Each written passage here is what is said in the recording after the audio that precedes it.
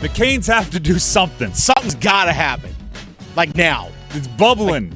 Something is got to give. Got to happen. Like 30 minutes ago. Is it a Jake Guentzel long-term extension? Yes, maybe. Is it a Martin Necas trade? Yes. Maybe.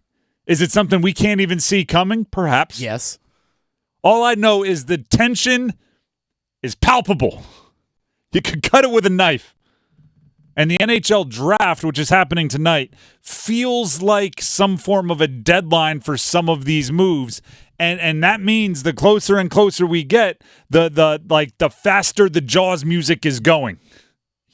Dun dun. Dun dun. Dun, dun. By the end of the show, it's dun dun dun dun dun dun dun dun. Like that's where we're at.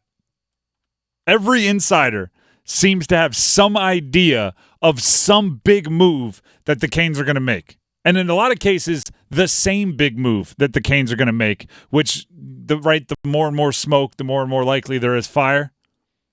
Frank Saravalli of the Daily Faceoff has some thoughts on the Necas possibility of being traded today. I think the Canes are back at square one. I think they were closing in on a deal that didn't get completed, and I think now what happens next? Yeah. So I was initially really hopeful, or it was trending in a direction that he was going to be traded before round one or during round one, and now I'm really not so sure. Here's what I think that means. They were close on a deal, and now they're calling other teams and saying you're back in the running. And guess what? That just means you have to operate quickly because these deals still should be, if not over the finish line, right there because the NHL Draft is coming. We're hearing things about the number 4 pick from Columbus possibly being involved in a Necas trade. We've talked earlier this week about the number 10 pick from the Devils possibly being involved in a Necas trade. Hearing the 11th pick from Buffalo. We're hearing the 7th pick from Ottawa. All of that needs to happen before the draft. Yeah, obviously. Or else you lose all of those suitors, right? All of those potential buyers, you lose them when they hit those picks. So before the draft, during the draft, or else the possibility for bidding wars and things goes down.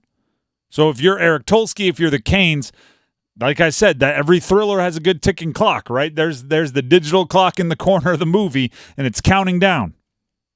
And then while you're dealing with that, right, this is where you need 2 cell phones, one held up to your left ear, one held up to your right ear. Left ear, all Necas trades. Right ear, Jake Guentzel's agent on speed dial. Like that's the bat phone just for Jake Guentzel because it seems like Jake Guentzel, who, by the way, not that many weeks ago, I hope everyone can hear how excited I am. Right now, I feel like it's like things are happening. Yet nothing's happening. It's I used this example off air a second ago. It's like we've shaken up the soda can, and now it's either going to open and explode or settle down over the next period of time. But it's shaken up. I'll tell you that much.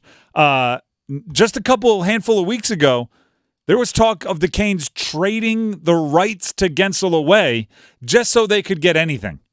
Right? Just so they could get a 4th-round pick so someone else could give him the 8th year. Now suddenly every insider, Elliot Friedman, Frank Saravalli, on and on, they're all talking about Guentzel to Carolina feeling like a done deal. Elliot Friedman was on with the Pat McAfee show, and this is what he had to say about Guentzel. The belief is that Guentzel had an ask for Carolina, which I have not confirmed, but I believe it's 8 times 8. And I think the Hurricanes have indicated they will do that. They have said to him, we will do that contract. And I think at this point in time, we're waiting to see if it gets hammered out. There are some teams who believe he's going to stay. There are some teams who believe teams like Tampa Bay are waiting to see if it does happen. And if not, Tampa Bay and Vancouver, they'll try to take their runs at Guentzel. But the word here in Vegas this morning is that Carolina has indicated they will match Guentzel's ask, and they're willing to put together a contract. Well, congratulations to the Caniacs. All right. Nothing is done until it's done. Thank you for the congratulations, Mr. McAfee. I'll take it. 8 years, $64 million. So, yeah, 8 times 8, what he means is 8 years at $8 million per year. So, yeah, total value of the deal, $64 million, which, you know what? What do we know? Make it happen. Yes, please. Like, do you want me to be polite? Do you want me to scream yes? 8 years, $8 million per every single time. There's some reports out there that Martin Necas could get $6.5 or $7 million per year. If you Something even higher than that. if you trade Necas and he gets a $6.5 million per year, and you keep Guentzel at 8, and the only difference is 1.5, there's more than 1.5 difference there in the players that you're having. This is one of those deals where Eric Tulsky has the chance to be pretty much universally approved in his first major move as the Canes' permanent GM. It's now, right? And like I said, Friedman has it, this guy has it, that guy. A lot of reporters are doing I believe it's looking like the Canes and Guentzel. I'm not saying this, I don't have a report on this. Yeah.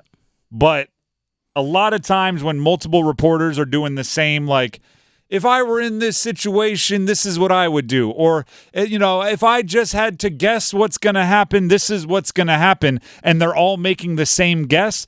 That usually means they know something, but no one went on the record with it. Yeah. So they can't come out and say, sources say 8 years, $8 million per, because no one's willing to go on the record with it. But they're pretty darn confident.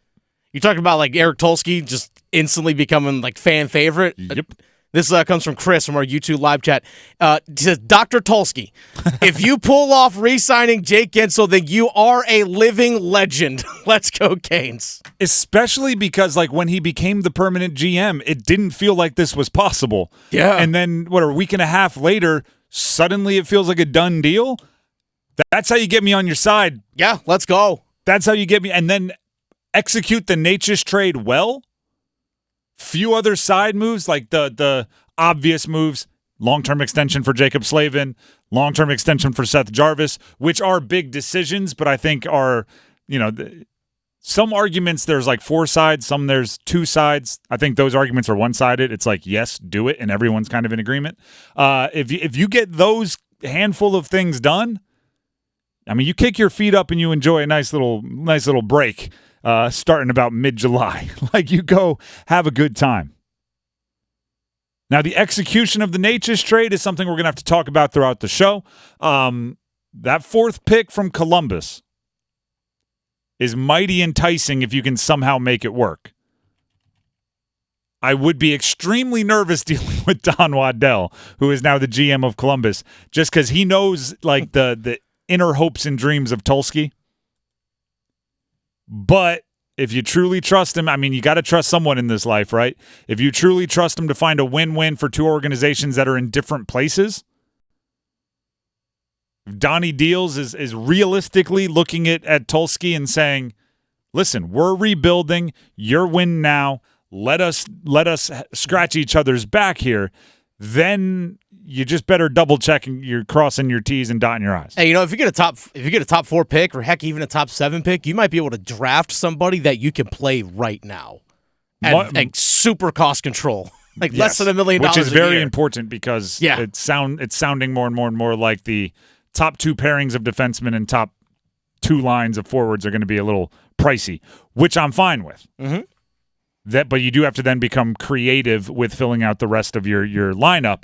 And obviously, entry-level contracts, those are good. Those are good for rent control. Creative solutions, as Eric Tulsky told us.